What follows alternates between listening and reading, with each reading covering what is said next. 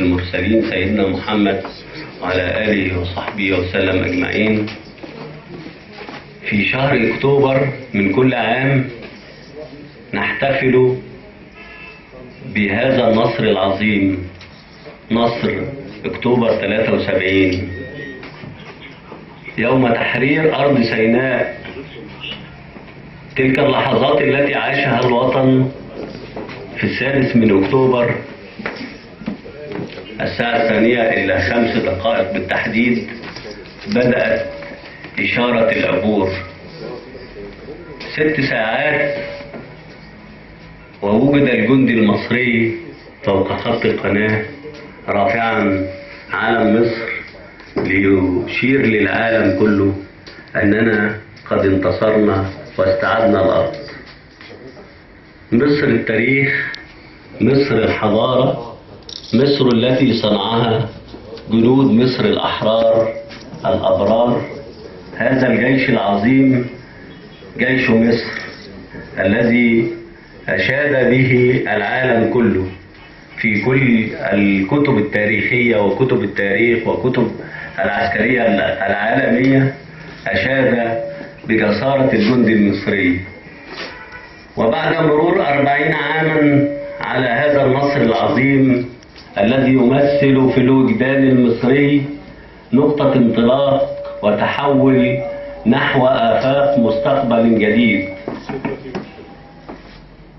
في ظل الثورات وفي ظل التحرر وفي ظل البحث عن الذات المصرية التي تبحث عن استقلالها.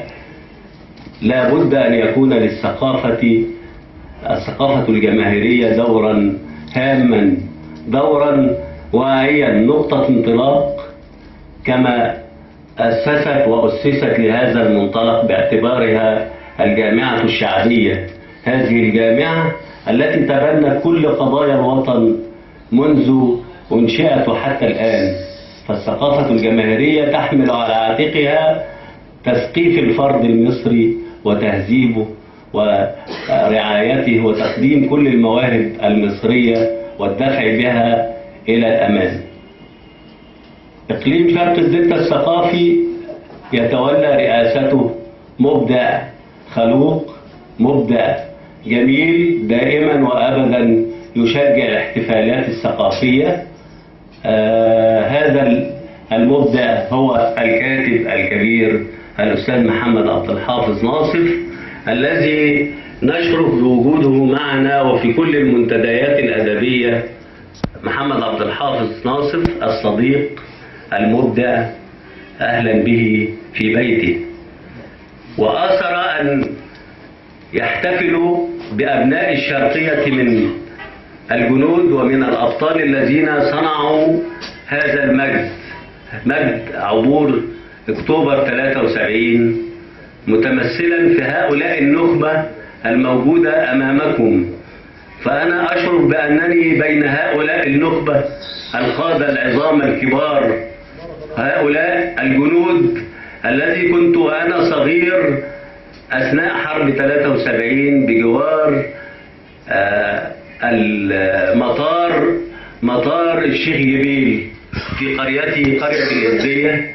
وكنت صغيرا وشعرت بهذه الحرب لأنها قريبة جدا من الجبهة، وكنت أتذكر كل لحظات هذا اليوم العظيم. ولا أستطيع أن أؤكد أنني كنت أحلم في يوم من الأيام أن أجلس بجوار هؤلاء العظام الذين صنعوا أمجاد مصر، متمثلا في هذا الشهيد الحي الذي أطلق عليه من خلال زعيم الأمة الزعيم جمال عبد الناصر عبد الجواد سويلم. هذا الشهيد الحي في حرب الاستنزاف كان له بصماته الخاصة وله وجوده وحضوره الخاص في حرب الاستنزاف كبطل من أبطال الصاعقة. وإلى جواري بطل من الأبطال الذين أشرف بهم، هذا ثعلب الصحراء صبري عطية، هذا المقاتل الإنسان الذي عندما التقيته شعرت بأنني مرت علي سنوات كثيرة لم أعرف هذا الرجل. أما من تغنى به مصر وتغنت له مصر جميعا، محمد أفندي رفع العلم، هذا محمد العباسي في قرية الإفرين شرقية نشرف به بجوارنا. وبريمو الدبابات وإن كان من الشرقية، من أبناء الشرقية الذين استطاعوا أن يحققوا أمجادا كبيرة مع الدبابات وصائد الدبابات، وكأن الشرقية هي لها الوسام الأكبر في صيد الدبابات، فكان عبد العاطي وكان محمد الماضي. نحييكم في هذا اليوم العظيم، يوم 28 أكتوبر 2013، بعد مرور 40 عاما. نحييكم، وهناك كلمة لا بد أن نستمع إليها من الكاتب الكبير محمد عبد الحافظ ناصر.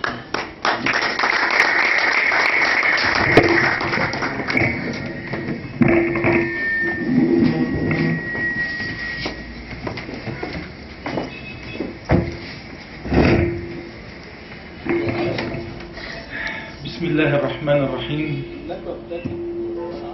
ما أروع هذه اللحظة التي نحن جميعا بصددها الآن، وما أروع أن تجلس بجوار هؤلاء الأبطال الذين تحدث عنهم الرب في كتابه الكريم، وتحدث عنهم الرسول الكريم، وتحدث عليه الصلاة والسلام، وتحدث عنهم كل الناس. هؤلاء الأبطال هم أوسمة متحركة على صدور هذا الوطن، هذا الوطن الذي لم يرى إنجازا بحجم أكتوبر 73 خلال القرن الفائت. هذا القرن الذي شهد مجموعة من النكبات والكوارث التي حطت على رأس الأمة العربية كلها، بداية من الاستعمار في القرن ال19 وسرقة فلسطين وقهر العالم العربي بمعرفة الإمبريالية العالمية بمخطط يشترك فيه أو اشترك فيه مجموعة كبيرة من الدول في 5 يونيو، وحتى سنوات. ولكن جاءت إشارة الرب وجاءت البشارة بأيدي هؤلاء الأبطال الذين حققوا لنا حلما لم يكن أبدا يراود خيال أي متفائل، ولكن مصر بطبيعتها كانت واثقة أنها سوف تجتاز هذه الأزمة وسوف تنتصر، ولم لا والتاريخ نفسه يؤكد ذلك. عين جالوت، معركة المنصورة، أحمس، كل التاريخ يقول أن المصريين لا يتوقفون أبدا ولا يستسلمون.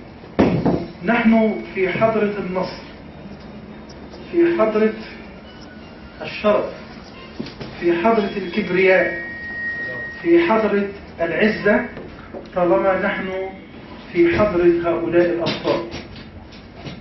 نحن الآن ما زلنا نعيش في سعادة هذا الانتصار منذ بدأ من الساعة 2:05 إلى هذه اللحظة التي نحن فيها الآن.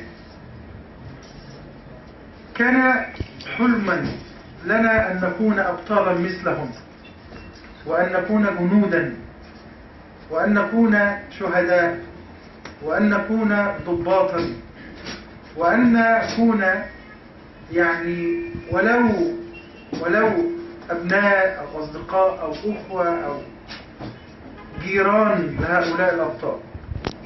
كل واحد منا في تصوري كان لديه حلم ورمز في بيته أو في عائلته. هذا الرمز هو واحد من أبناء أكتوبر. هذا الرمز هو الذي امتلك لنا إلى هذه اللحظة صيرورة البقاء والاستمرار. أنا في غاية السعادة حين حدثني صديقي العزيز الكاتب إبراهيم عطية أننا سنشرف باستضافة أبطال أكتوبر. سنشرف بالإنسان الذي واجه أعتى آلة موجودة في القرن العشرين وهي الدبابة. روسيا لم تكن حين صنعت هذا السلاح الRPG لم تكن تحلم بجندي يستطيع أن يواجه هذه المدرعة بهذه الكيفية. مصر وجنودنا هم الذين أعطوا لهذه الأسلحة رونقها وقدرتها. نحن في غاية السعادة الشرقية ونرجوهم دائما أن يكونوا معنا وألا يحرمونا من طلتهم وطلعاتهم البهية لكي نكون دائما في رحابهم. يعني لا نستطيع إلا أن نشكر الحاج محمد المصري، هذا الرجل الصائد لهذه الدبابات وهذه المدرعات، العم محمد المصري الذي تغنى به كل الشعراء وكل البسطاء، الأستاذ صبري، هذا الرجل الذي وصفه الأستاذ إبراهيم بأنه ثعلب الصحراء، الأستاذ عبد الجواد، هذا الذي أطلق عليه الشهيد الحي لأنه دائما حي في قلوب هذا الوطن، في قلب هذا الوطن وفي قلوب الناس. لا أمتلك إلا أن أقبل رؤوسكم جميعا وآيديكم شكرا وامتنانا دائما لهذا الفضل الذي سيظل طوقا في أعناقنا إلى يوم الدين. ألف شكر. شكرا.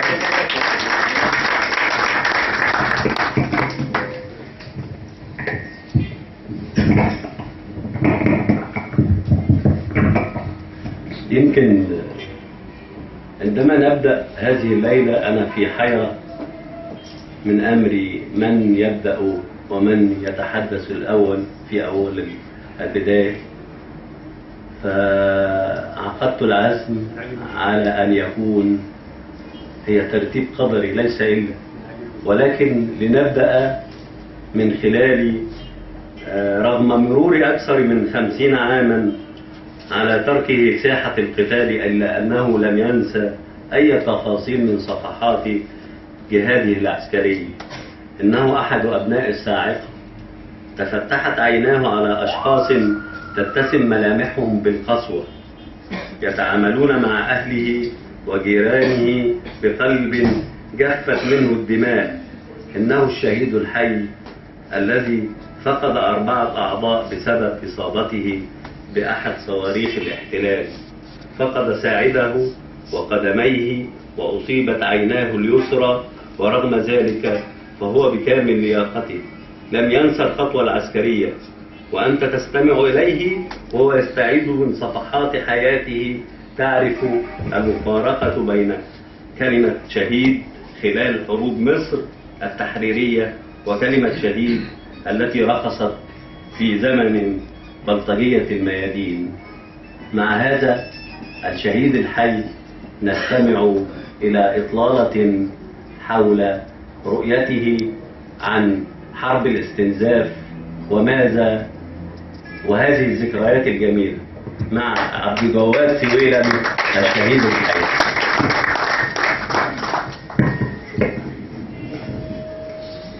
تلت ساعة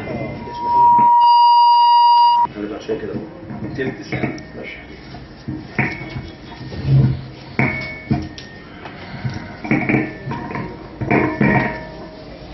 الله الرحمن الرحيم، والصلاة والسلام على إمام الأنبياء والمرسلين. إخوتي وأبنائي، السلام عليكم ورحمة الله وبركاته.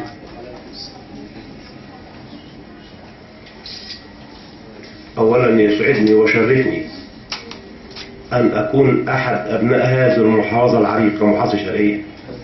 يسعدني وشرفني إن إحنا 4 موجودين شراوة، مصادفة غريبة جدا.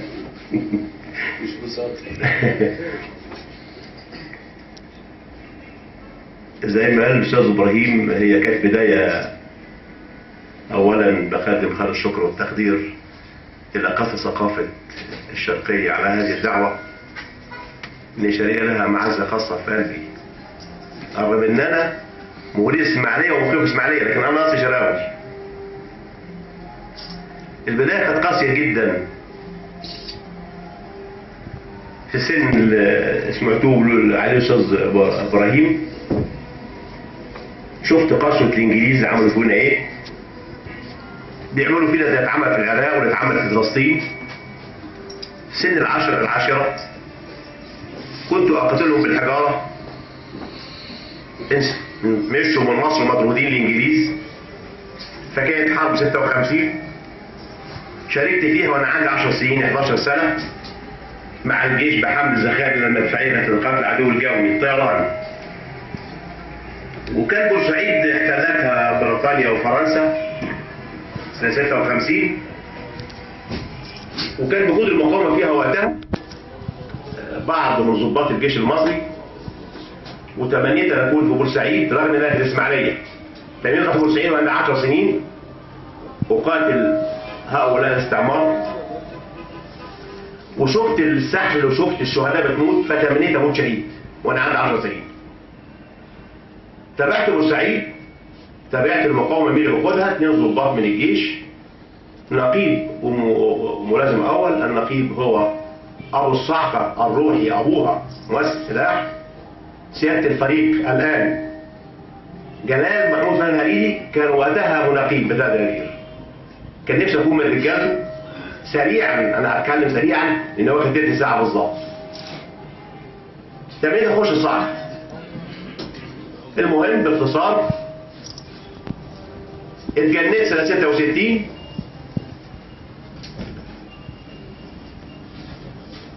والعودي الفارع الطويل خلوني حرس الجمهوري، حرس الرئيس جمال عبد الناصر.